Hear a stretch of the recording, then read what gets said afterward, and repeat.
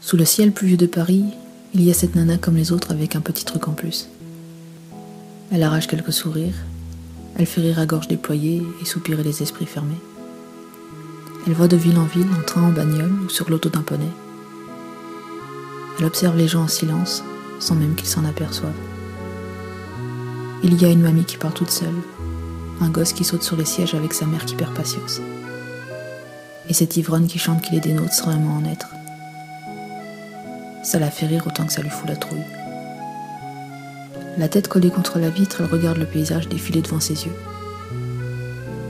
Le TGV est là pour lui rappeler que le temps passe trop vite. Elle a emporté ses blagues dans sa valise et planqué son nez rouge dans sa poche. Elle lit du Molière tout en écoutant du beurre para. Elle quitte la gare en tirant sa valise à roulettes. Le taxi la dépose devant le théâtre. Elle regarde le bâtiment, le sourire aux lèvres. Elle va s'asseoir sur le bord de la Seine et ses yeux se perdent sous les sièges vides.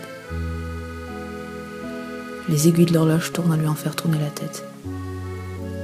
La salle se remplit doucement, ça discute un peu partout. Elle les regarde cachés derrière le rideau. Qui sont ces gens qui viennent la voir?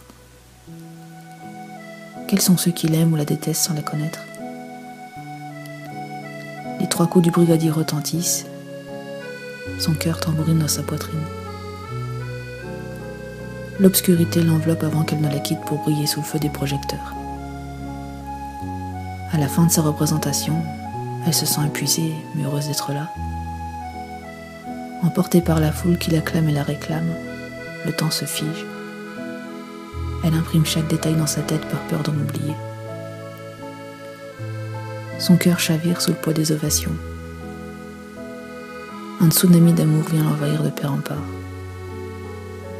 Le rideau tombe. Elle laisse des larmes de joie rouler sur ses joues. La réalité reprend ses droits. Les inconnus s'en vont. La salle se vide. Elle rejoint sa loge, se démaquille et range ses costumes pour se fondre dans l'ordinaire. Les portes du théâtre se referment derrière elle. Elle soupire. Elle aurait aimé que ça ne se finisse jamais. La scène la fait vibrer. Il n'y a que là qu'elle se sent libre et exister. Elle se laisse tomber sur le lit de sa chambre d'hôtel. Elle ferme les paupières et s'endort bercée par les applaudissements de son public. Demain est un autre jour. L'artiste s'en ira vers d'autres horizons, destination ailleurs avec des rires gravés dans sa mémoire et son nez rouge planqué dans ses bagages.